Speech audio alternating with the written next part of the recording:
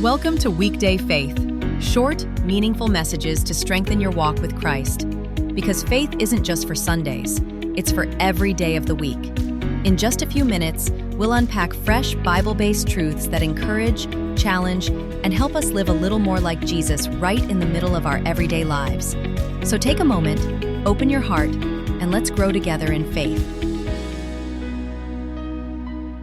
Welcome to Weekday Faith. We are continuing in our series on the Beatitudes. Today we are talking about those that are pure in heart. Blessed are the pure in heart, for they will see God. This excites me so much. The promise of communion with God, of relationship with God. So I immediately had the thought after reading that the Greek here, in the ancient Greek, this word, what it is unadulterated. Like it would be pure gold, unmixed grain. And it's interesting because in the Old Testament, when he's talking about making items for the temple or garments, it's all single items. It's not a mixing of like different materials. It's unadulterated. And so when we're talking about our heart, what is that referring to? It means that we have a heart that is singly focused on God. We have an undivided heart. And Psalm 86 is one of my favorite prayers I've prayed all of my life. And it is, give me an undivided heart that I may fear your name.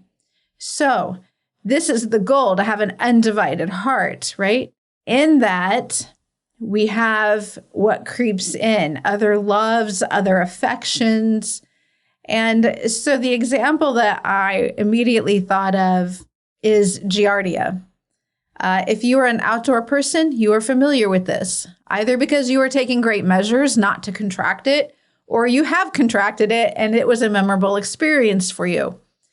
This is a little parasite that is in our waters. Does not matter how clear or beautiful the water in a lake is, it carries the giardia parasites. So you have to treat your water. A couple of years ago, my dad went on a camping trip with Darren and the girls, and unfortunately, he and my brother-in-law contracted it. Nobody in my family did, but they went home and dealt with it, I think, for 4 to 6 weeks. It was not a fun experience. What is so fascinating about that is I think of when we drink a bottle of water, and I remember a preacher years ago saying this, if it said 99.9% pure, would you drink the water? Well, no.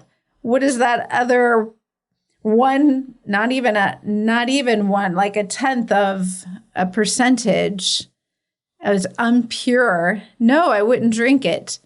And in the water with the giardia, if we realize how microscopic it is, it can take maybe 10 of the cysts to infect you.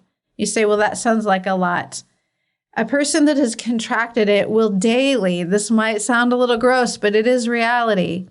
You will daily expel 1 to a billion cysts in your stool daily. And so what it takes to contract giardia is a microscopic speck in your water, and suddenly it is impure. And so often when we're thinking about our inner life, our heart, we can think of, well, it's not a big thing that I'm doing. And we seem okay with that when look at how much I have overcome. Look at how much I have walked in freedom in. Look how I'm 99.9% devoted and loyal in heart toward God, when God is looking and saying, well, what about that other 10th? So immediately our heart or our minds turn to the example of King David, because God said that King David was a man after God's own heart. And what we need to get here is that this is not about perfection. This is not about being perfect in every area of life and never never having weaknesses or sin to overcome. This is about a heart motivation. And I would rather have somebody that is struggling to overcome some sickness of the soul and be yearning after God and for freedom than a person that on the outside, the appearance is like that water. It's crystal clear water. It looks so beautiful and sparkling, but it carries great potential for sickness. We have to be cautious about the little things. I want to see God. I love this promise. Blessed are the pure of heart. And no, David wasn't perfect. We know David didn't just do little things. He did some big things that he shouldn't have. He shouldn't have committed adultery. He shouldn't have had a man killed. And yet, the beauty of his restoration is such an example for us when we see him responding to the prophet of the Lord when he is rebuked, when we see him go into grieving for the sin and the consequences of the sin. And we see then that right after that, he goes in and he begins to worship God. And from that, we get Psalm 51. Wash me and I will be whiter than snow. Restore in me a clean heart. And so I don't want you to get discouraged if you are struggling in overcoming some things. What I want is for you to look at your heart and make sure that your heart motivation, Jesus, my goal is to draw near to you. My goal is to see you. And you see me working to walk in freedom. You see me taking care of inward places so that my heart would be undivided toward you. And so that person has the promise of seeing God.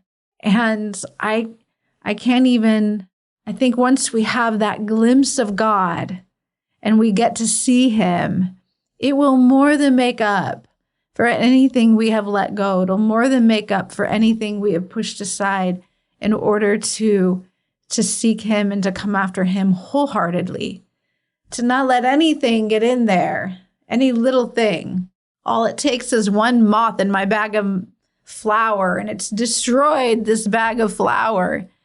And so examining again, the Beatitudes are just such a beautiful thing to walk through in examination and heart examination. And often our old loves or little loves, or it is a process of sanctification. And he often will deal with different loves that we have. And then he might bring us to a new place and say, now, what about this area? Let's deal with this area. It's creeping in, it's stealing affection, it's stealing loyalty. And just to be open to Holy Spirit, just like King David was open to Nathan coming and saying, hey, Nathan, let's deal with this. To be open to Holy Spirit coming and revealing our places where our heart is not wholehearted after God. And so be encouraged in this. This is not something to discourage you. It's something to spur you on. Remember that our prize is Jesus. The race that we're running is for the prize of Jesus. So run hard in this race. Throw off everything that is a hindrance in your race so that you can claim your prize, the Lord Jesus Christ. God bless.